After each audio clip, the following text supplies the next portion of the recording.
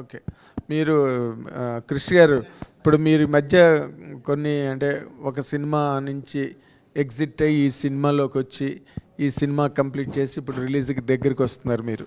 But మీ మీద ఆ what you call Harihara Veeramallu తాలూకా hang over audience point of వ్యూలో ఎంతో కొంత ఉంటుంది. ఈ సినిమా రిలీజ్ టైంకి మీరు you are coming out just with Ghaati. దీన్ని ఎలాగ మీరు మేనేజ్ చేసుకుని బ్యాలెన్స్ చేసుకుని చేశారు సార్? ఇది ప్రశ్న అర్థం కాలేదు. ఇప్పుడు మీరు హరిహర వీరమల్లు సినిమా అనే దాని నుంచి ఎగ్జిట్ అయ్యి ఈ సినిమాలోకి వచ్చారు మీరు. సో మిమ్మల్ని ఎంతసేపు హరిహర వీరమల్లు డైరెక్టర్గానే ఆడియన్స్ పాయింట్ ఆఫ్ వ్యూలో ఉన్నారు. Though somebody has else directed it. ఇప్పుడు ఘాటీతో మీరు ముందుకు వెళ్తున్నారు. మీ ఇమేజ్ ఏ విధంగా ఈ సినిమాని సపోర్ట్ చేస్తుంది కమింగ్ ఫ్రమ్ దట్?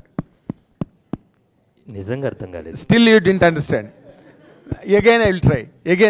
ఇది కృష్ గారు, నాకు ప్రతి సినిమా ఒక journey. Okay, Harihara Veeramallu cinema నేను కొంత భాగం చిత్రీకరించాను. నాకు పవన్ కళ్యాణ్ గారంటే ప్రేమ, ఇష్టం. ఏం రత్నం గారంటే అమితమైన గౌరవం. చిన్నప్పుడే సూర్య మూవీస్లో ఆయన పోస్టర్ చూసి పనిచేయాలనుకున్నాను. బేసిక్గా ఆయనతో ఇన్స్పైర్ అయిన వాళ్ళం.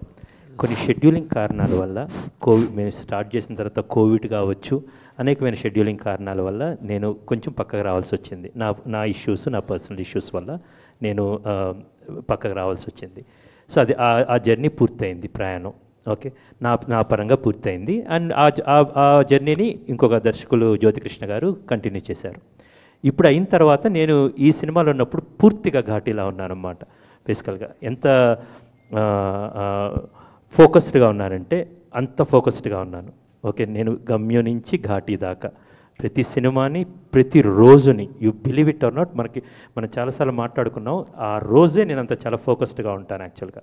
Right now I'm completely excited about ఘాటీ. September 5వ తారీఖు మీరు దాన్ని చూడబోతున్నారు.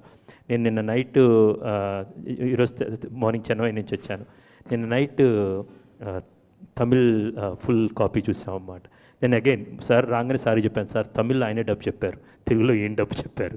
So I told I'm just enjoying that actually. And ఒక కథ నేను చెప్పాను కదా, పేలటానికి సిద్ధంగా ఉన్న కథని, అది ఆ అగ్నిపర్వతం రెడీగా ఉంది, ఇప్పుడు తీసుకొచ్చాం, దాన్ని ఆడియన్స్కి ఇవ్వబోతున్నాను. సో అట్ దిస్ మూమెంట్ నేను చాలా ఎక్సైటెడ్గా ఆడియన్స్కి ఈ సినిమాని అందివ్వడానికి రెడీగా ఉన్నాను. All the very best. కదా పెట్టింది కృషి గారు, ఘాటీ ప్రెస్ మీట్ ఇది, దాని గురించి మాట్లాడదాం. 100% ఆల్ ది వెరీ ఇంటర్వ్యూ అడిగావు కదా, ఇప్పుడు డిసైడ్ చేశాను నేను చేయను. కృషి గారు ఏం చేయరు బాబు? కృషి గారు ఇంటర్వ్యూవా? కృషి గారు హాయ్ సార్. హాయ్ కృషి గారు, నమస్కారం అండి. సార్ కంటెంట్ అంతా చాలా బాగుంది సార్. మీరు ఎంత ఎగ్జైట్గా ఉన్నారు, మేము కూడా ఈ సినిమా చూడడానికి